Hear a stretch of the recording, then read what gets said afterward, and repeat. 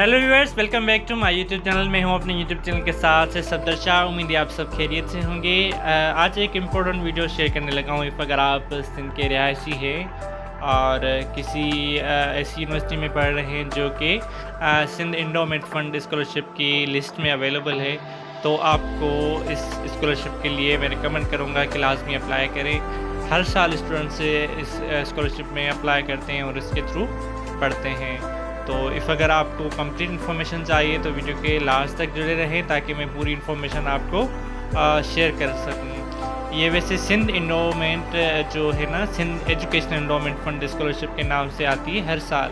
तो इस साल भी अनाउंस हुई है, तो वीडियो के साथ जुड़े रहें तो मैं कंप्लीट इन्फॉर्मेशन किस तरीके से फॉर्म फिल करना है, कौन कौन से डॉक्यूमेंट सबमिट करवाने हैं और कौन कौन इसके लिए एलिजिबल है, तो वो भी चीज़ें मैं आपके साथ शेयर करूँगा। जी, तो चलें वीडियो को स्टार्ट करते हैं। अगर आप सर्च करेंगे गूगल पे तो डायरेक्टली आपको लिखना पड़ेगा sef.sindh.gov.pk। तो इस तरीके की जो है वेबसाइट ओपन हो जाएगी, जो कि सिंध एजुकेशनल एंडोमेंट फ़ंड की ऑफिशियल वेबसाइट है। ठीक है, और नीचे जैसे स्क्रॉल करेंगे तो आपको कुछ इस तरीके का डैशबोर्ड नज़र आ जाएगा। देन नीचे जाएंगे तो आपको न्यूज़ एंड इवेंट्स का एक सेक्शन मिलेगा। न्यूज़ एंड इवेंट्स का सेक्शन जो रिसेंटली अनाउंस हुई है उसकी एडवर्टाइजमेंट जो है ना यहाँ पर दी हुई है, हम इसको ओपन कर लेते हैं। जैसे ओपन करते हैं तो ये हमारे पास उनकी पूरी फ्लायर जो है स्कॉलरशिप की वो ओपन हो जाती है।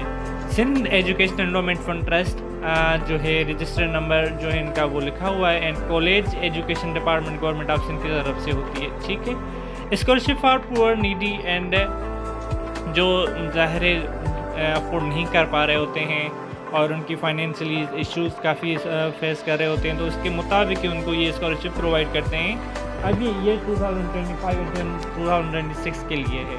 ठीक है, इसकी मेन डेट जो लास्ट डेट है उसकी मैं अगर बात करूँ तो 31 है, लेकिन आपको 31 तक वेट नहीं करना, बिकॉज पूरे डॉक्यूमेंट्स यूनिवर्सिटी में भी सबमिट होते हैं। आपका जो भी डिपार्टमेंट होता है, फॉर सपोज आपका DSA ले रहा है डॉक्यूमेंट्स, किसी यूनिवर्सिटी का एडमिशन डिपार्टमेंट लेता है, किसी का अलग डिपार्टमेंट होता है स्कॉलरशिप का, तो आपको उनके साथ भी लाजमी ये चीज़ शेयर करनी है। ऑनलाइन तो फॉर्म फिल होगा ही होगा, वो आगे चल के मैं बताऊँगा, लेकिन वो उस फॉर्म का प्रिंट भी साथ में निकलता है, साथ में डॉक्यूमेंट्स कुछ अटैच भी होते हैं, तो वो आपको जल्द से जल्द करवा लेने। ठीक है, अगर मैं बात करूँ scholarship available for following disciplines in university institution including in the SCF trust panel. ठीक है, सिंध एंडोमेंट की जो स्कॉलरशिप है वो जो है फॉलोइंग डिसिप्लिन से आप देख सकते हैं, इसमें जो है आपको मिल सकती है। फॉर सपोज मेडिकल में आप MBBS कर रहे हैं, ठीक है, मेडिकल BDS कर रहे हैं, डॉक्टर ऑफ फिजियोथेरेपी कर रहे हैं, या B pharmacy, D pharmacy, BS nursing 4 years का प्रोग्राम कर रहे हैं आप, और ये सारे जो है ना एरियाज़ में आपको स्कॉलरशिप ये अनाउंस कर सकते हैं, दे सकते हैं। ठीक है, अगर मैं बात करूं कि इनकी जो मेन क्या क्राइटेरिया है, किस पे जो है स्टूडेंट्स को वो लेंगे, ये आखिर वो कौन सी जो है ना मेन चीज़ ये देखते हैं। The applicant must be at domicile of Sindh permanent resident. आप सिंध का होना लाजमी है। ठीक है, सिंध का डोमिसाइल रखते हो आप। Then the deserving candidate shall be enrolled in approved institution universities included in the SEF Trust Panel for the year 2025-26।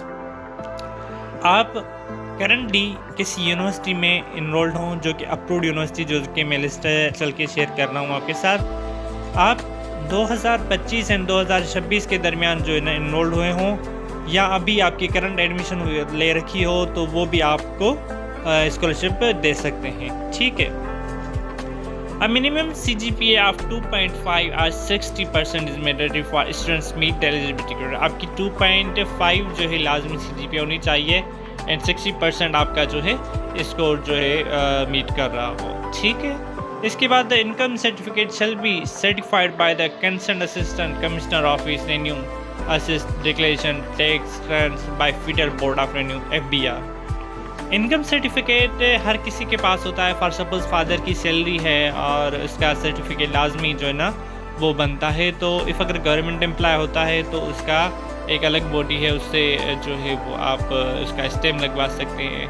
For suppose कोई फार्मर का बेटा है तो उसका भी लाजमी एक बनता है, और उसका ये है कि आपका जो मेन कमिश्नर है, वहाँ कमिश्नर ऑफिस है, वहाँ पर आप उसको लेके जाते हैं। देन वो मुख्तियारकार ऑफिस या वो जो चीज़ें होती हैं तो वो उस पर स्टैम्प वगैरह लगा के साइन करके वो पूरी कैलकुलेशन के साथ दे देते हैं। तो ये आसानी से बन जाता है, इसमें कोई इशू नहीं है। ये आप मुख्तियारकार ऑफिस में जाकर भी ये मालूम कर सकते हैं, आपको क्लियर इन्फॉर्मेशन इसकी मिल जाएगी अगर किसी का नहीं बना हुआ तो, ठीक है। देन 5 स्टूडेंट्स फाइव नंबर पे अगर मैं बात करूँ, students who have parents employed in the government services shall be required to submit the service certificate and pay slip of his her parent duly issued by the head of institution department district account office accountants and general of Sindh। तो yes, जो भी government के employees होते हैं उनके पास लाजमी salary slip और pay slip वो चीज़ें अवेलेबल होती हैं, और वो ज़ाहिर है वो फाइनली अपनी जो भी डिस्ट्रिक्ट ऑफिस है या अकाउंटेंट जनरल सिंध है या कोई भी ऐसा इंस्टीट्यूट होगा उनका वो लाजमी उसके साथ सिग्नेचर करवा के उसको स्टैम्प वगैरह लगा के वो आपको देंगे। तो आपको उस यूनिवर्सिटी में सबमिट करवानी है, वो डॉक्यूमेंट्स के साथ ही सबमिट करवानी है। Number 6, the parents guardian of the student must have the annual net income from all sources that does not extend to income limit, provide the family income range table. ठीक है, आपकी जो income है ना वो मतलब देखें जो खर्चे अखराजात आपके घर के हैं, चीज़ें चल रही होती हैं उस पर देखेंगे, ये ओवरऑल वो इस पर कैलकुलेशन करते हैं कि भाई जो इसके पास अमाउंट मंथली आ रही है, इनकम आ रही है, वो पूरी हो रही है या इसके पास ज़्यादा बच रहे हैं या ज़्यादा सोर्स है। तो देन अगर सोर्स ज़्यादा और कैलकुलेशन में आप इशू कर देना तो देन आपके लिए मुश्किल हो जाता है इस स्कॉलरशिप को लेना। तो इस चीज़ का थोड़ा ख्याल रखिएगा कि आपकी कितनी वो है, उस हिसाब से आपको अप्लाई कीजिएगा। वो लोग अप्लाई ना करें, मैं अगेन कह रहा हूँ कि जिनके पास अल्हम्दुलिल्लाह अल्लाह ने बहुत कुछ दिया है, बिकॉज यू नो कि ये उनके लिए है जो कि अफोर्ड नहीं कर पाते। आई नो कि हम जो कि मिडिल क्लास फैमिलीज़ के ताल्लुक़ रखते हैं वो इसके लिए एलिजिबल हैं, बाकी जिनके पास अल्हम्दुलिल्लाह सब चीज़ें हैं और ख़ुद कमा रहे हैं तो काइंडली उनके लिए ये अपॉर्चुनिटी रखते हैं, ठीक है। फर्दर अगर मैं बात करूँ family income range, group A तकरीबन 1 लाख जो है फ्रॉम RS आनी चाहिए, ठीक है। PKR में जो है ना इन्होंने दिया हुआ है, ये टेबल उन्होंने पूरी दी हुई है, ठीक है। Special features for education fund trust का जो है ना वो उन्होंने seat reserve for the poor needy and minorities जो स्टूडेंट्स हैं ना उनके लिए 86% रखा हुआ है। Special seat quota for reserve for students with special needs, जो स्पेशल नीड्स के स्टूडेंट्स होते हैं उनके लिए 2%, and special quota for belonging to minorities 2%, ठीक है। And special quota to orphan students उसके लिए 5% है। Seat reserve for the children employ of government of Sindh 5% है। तो ये चीज़ें हैं, आपको फॉर्म ऑनलाइन भी फिल करना है। देन सेकेंड थिंग आपको अपनी यूनिवर्सिटी में भी अप्लाई करना है। अब हाउ टू अप्लाई उसको मैं पूरा प्रोसेस बताता हूँ, फर्दर किस तरीके से अप्लाई करना है इस फॉर्म को ऑनलाइन। तो अप्लाई करने से पहले हम इस लिस्ट को देख लेते हैं जो कि list of universities institution included in the Sindh education endowment trust के पैनल के तहत जो है ना उसके अंडर में आती हैं।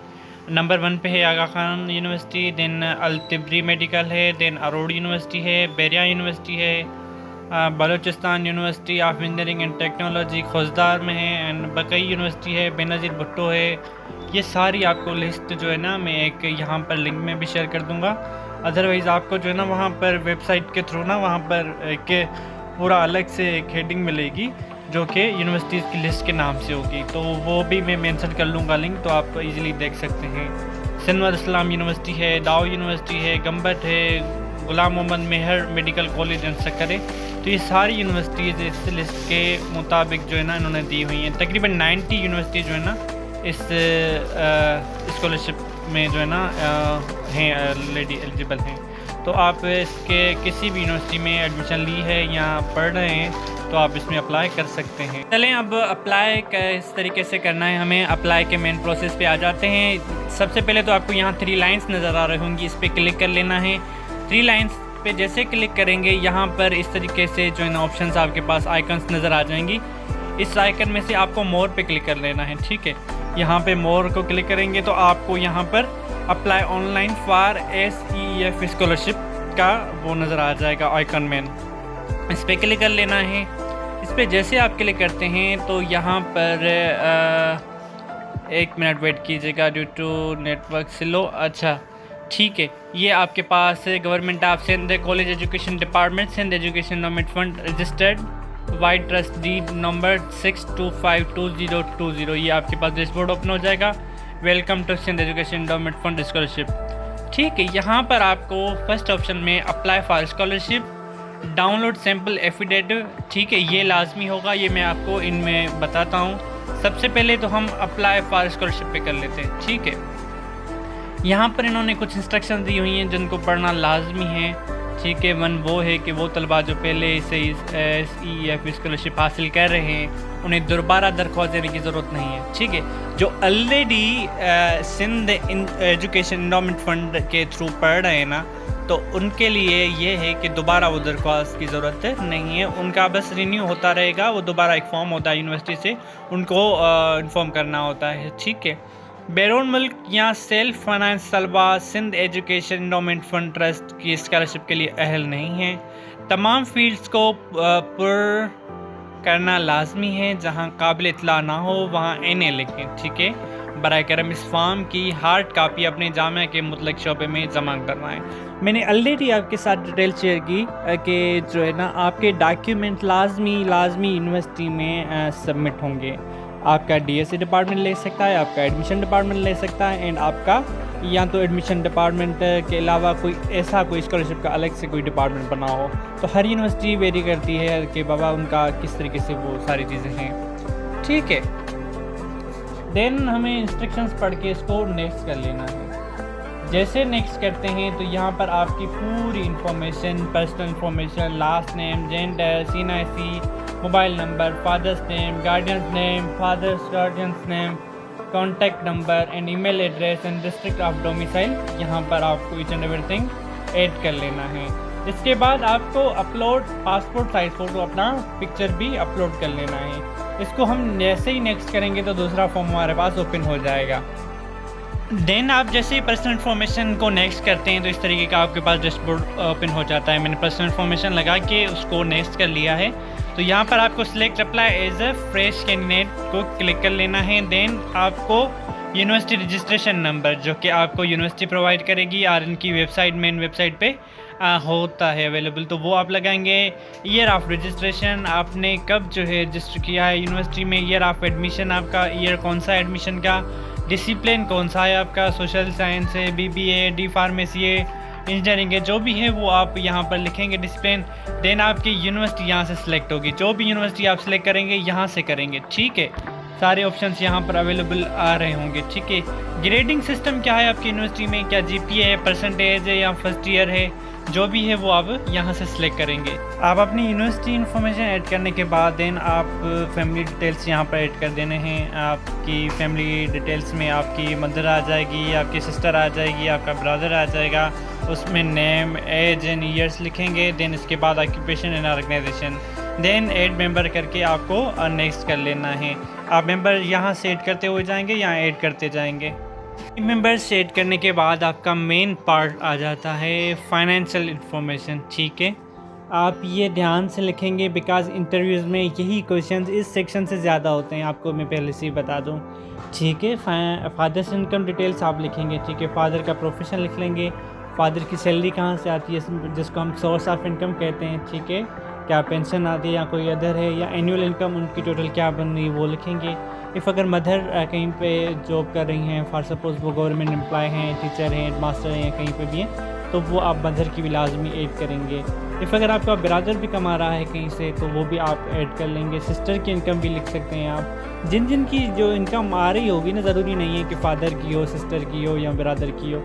अगर फादर की नहीं है तो ब्रदर की लिख लेंगे। ठीक है, ऐसे ही आप जो है पूरी इन्फॉर्मेशन यहाँ पे ऐड करके इसको नेक्स्ट करेंगे। जस्ट ये मैं आपके लिए डमी बना रहा हूँ, इसलिए मैंने फिल आउट नहीं की हुई चीज़ें, तो मुझे क्योंकि अप्लाई नहीं करना, ऑलरेडी मास्टर्स कर रहा हूँ, तो फिर उसके लिए मैंने ऑलरेडी दूसरी स्कॉलरशिप के लिए जो है ना अप्लाई किया हुआ है, तो इसके लिए मैं अप्लाई नहीं कर रहा। और इन्फॉर्मेशन आप ऐड करके देन इसको हम नेक्स्ट करेंगे। ठीक है, नेक्स्ट आप जैसे करते हैं तो ये डैशबोर्ड ओपन हो जाएगा कि आपकी रेजिडेंशियल डिटेल्स ऐड करें। ठीक है, अगर आपके पास प्रॉपर्टी है जो भी घर है या ज़मीन है आपकी, तो आप यहाँ से सिलेक्ट कैटेगरी करेंगे। ठीक है, यहाँ तो आप जिस घर में रह रहे हैं वो रेंटेड है या ऑन है। अब रेंटेड होगा तो रेंटेड करेंगे, ऑन होगा तो ऑन करेंगे। एंड देन प्रॉपर्टी टाइप लिखेंगे। ठीक है, बंगलो है या अपार्टमेंट में रह रहे हैं आप। ठीक है, देन आपकी पूरी एग्जैक्ट लोकेशन आ जाएगी जहाँ पर आप रह रहे हैं। ठीक है, इसके बाद एरिया ऑफ प्रॉपर्टी, पूरी एरिया क्या 80 गज़ का प्लाट है आपके पास जिस घर में रह रहे हैं, क्या 120 का है, जितना भी, या 900 फुट का है, जितना भी फुट में करें आप, जहाँ उसकी एरिया पूरी एराजी लिखें। ठीक है, सिलेक्ट यूनिट्स करेंगे। हाँ, स्क्वायर यार्ड फीट यहाँ पर आपका ऑप्शन आ जाता है, तो आप यहाँ से ऑप्शन सेलेक्ट करेंगे। ठीक है, देन इसके बाद है आपके पास अपनी गाड़ी, आपके पास अपनी बाइक या आपके नाम पर कोई चीज़ ऐसी है जो कि आपको यहाँ पर इसमें शामिल करेंगे। इसमें सिलेक्ट प्रॉपर्टी, क्या आप नॉट एप्लीकेबल है तो नॉट एप्लीकेबल करेंगे, लैंड है तो लैंड लिखेंगे, लैंड एग्रीकल्चर है तो लिखेंगे, या दोनों हैं आपके पास, ज़मीनें भी हैं और कमर्शियल भी है तो आप दोनों को लैंड बोथ कर लेंगे। ठीक है, देन आप पूरी उसकी लोकेशन लिखेंगे। यहाँ पर उसकी अगर लैंड है आपके पास एग्रीकल्चर, तो देन आप जो है स्क्वायर यार्ड एंड फीट यहाँ एकर्स में यहाँ पर सेव करेंगे। अच्छा, जो आपके पास लैंड इफ़ अगर एप्लीकेबल हैं, आपके पास लैंड होगी तो उसकी वैल्यू क्या होगी। ठीक है, वैल्यू फॉर सपोज़ 8 लाख है, 15 लाख है, 20 लाख है, जो भी है आप यहाँ पर वैल्यू लिख लेंगे। ठीक है, इसके बाद आपको नेक्स्ट कर लेना है ये डेटा ऐड करके। ये एरर दे रहा है बिकॉज़ मैंने चीज़ें यहाँ पर ऐड नहीं की हुई, तो मैं ऐड करके इसको नेक्स्ट कर लूँगा। ओके, सो इसको नेक्स्ट करने के बाद हमारे पास आ जाता है सिबलिंग स्कॉलरशिप इंफॉर्मेशन। इफ़ अगर आपके ब्रदर्स और सिस्टर्स ऑलरेडी किसी Sindh education endowment fund scholarship के तहत पढ़ रहे हैं या उनकी स्कॉलरशिप लगी हुई है, तो उसकी आप इन्फॉर्मेशन ऐड कर देंगे। ठीक है, इन्फॉर्मेशन ऐड करके आपको नेक्स्ट कर लेना है। मैं ऐड कर लेता हूँ बिकॉज़ ये ऐसे एरर देगा, बिकॉज़ मुझे ऐड करना लाजमी है। इफ़ अगर नॉट एप्लीकेबल होगा तो नो करके मैं इसको नेक्स्ट करूँगा। ठीक है, नेक्स्ट करके आप यहाँ पर मेन फॉर्म का आ जाता है the carefully before click on submit button. आपको लाजमी ईच एंड एवरीथिंग ध्यान से पढ़ना है अपने फॉर्म के लिए जो आपने लिखा हुआ है इसमें, बिकॉज़ एंड में इंटरव्यूज़ जब होते हैं तो क्वेश्चनिंग यहाँ से ही हो रही होती है आपकी, तो प्लीज़ इसको लाजमी केयरफुली के साथ सबमिट कीजिएगा। ठीक है, यहाँ मैंने जो भी फिल कर लिया, आप इन्फॉर्मेशन में शो नहीं करवाना चाह रहा। ठीक है, मैंने पूरा यहाँ पे फॉर्म फिल कर दिया है अपना, एंड जो है ना इसके बाद नेक्स्ट का बटन मेरे पास आ जाएगा। आपको सबमिट बटन क्लिक करने से पहले 4 पॉइंट जो नंबर है इस पर आपको पूरे डॉक्यूमेंट्स की डिटेल्स बताएगा। ठीक है, कि आपके पास ये डॉक्यूमेंट्स को क्लिक करना है कि ये डॉक्यूमेंट्स होने चाहिए। ठीक है, क्लिक नहीं बल्कि मतलब आप ये है कि आप मेंशन कर लेंगे जो हार्ड कॉपी सबमिट करवाएंगे तो ये डॉक्यूमेंट्स होना लाजमी है। मीन्स ये चेक लिस्ट है। ठीक है, copy of student identity card of the university, जो आपका यूनिवर्सिटी का कार्ड होता है आपकी कॉपी का, एंड अपने फादर की उसकी कॉपी। ठीक है, आपके सीनियर की कॉपी, एंड यूनिवर्सिटी की लास्ट पेड जो आपने फ़ी की होगी उसकी जो है रिसिप्ट है। ठीक है, copy of certificate of domicile of the student, copy of permanent resident certificate of student. ठीक है, परमानेंट रेजिडेंट सर्टिफिकेट क्योंकि कुछ लोग अगर रेंट में रह रहे हैं तो उसका जो एफिडेविट वगैरह होता है तो उसकी कॉपी भी लगा सकते हैं।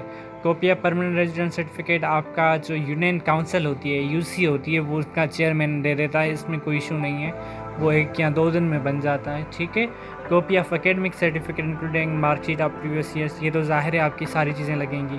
Copy of house documents being evidence, yes rent के हैं तो एफिडेविट फॉर्म्स वगैरह चीज़ें सारी लगेंगी।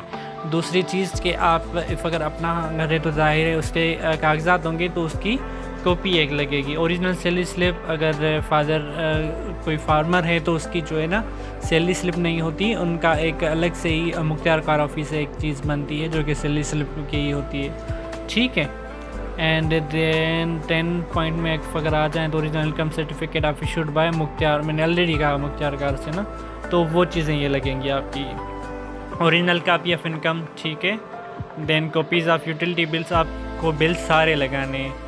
गैस के अगर बिल्स आ रहे हैं, गैस अगर आपके पास नहीं है तो आप बिजली के लगा सकते हैं। इफ़ अगर कोई सिटी में रह रहा है तो उसके पूरे ईच एंड एवरीथिंग यूटिलिटीज़ वगैरह के बिल सारे आपको लगाने हैं। ओरिजिनल एफिडेविट आप 50 स्टाम्प पेपर लेंगे, उस पर सारी आप अपनी जो पर्सनल स्टेटमेंट होती है वो लिखेंगे स्कॉलरशिप के हवाले से, ठीक है। For income application will not be considered. आप इफ़ अगर इस चीज़ों पे पूरों पे नहीं उतरते जो ये मांग रहे हैं तो देन ये एक्सेप्ट नहीं करते हैं आपको, ठीक है। डाउनलोड सिंपल एफिडेविट है, यहाँ से आपको इनका जो सिंपल एफिडेविट का वो डाउनलोड कर सकते हैं कि इस तरीके से आपको 50 वाले स्टाम्प पेपर पे ऐड करना है। तो इसको मैं डाउनलोड कर लेता हूँ, ये भी आपको यहाँ पर मैं दिखा देता हूँ, ठीक है। डाउनलोड, ये डाउनलोड हो रहा है, देन मैं इसको ओपन कर लेता हूँ। ओके, इसको ओपन कर लेता हूँ मैं। ये सिंपल है एफिडेविट का, ये आप डाउनलोड कर लीजिएगा, ठीक है। ये सिंपल है, आप लिखेंगे I for suppose I Safdar son of Sayyid Amin Ali Shah applied for the Sindh Government Fund Scholarship for study of for suppose B.Ed 4 years graduate या post graduate course at Sindh Islam University undertaking the graduate course at, ठीक है। फिर आगे further चीज़ें हैं, आप signature parents का और CNIC नंबर लिखेंगे, देन सिग्नेचर आप स्टूडेंट एंड CNIC नंबर लिखेंगे और ये भी उसके साथ अटैच कर लेंगे।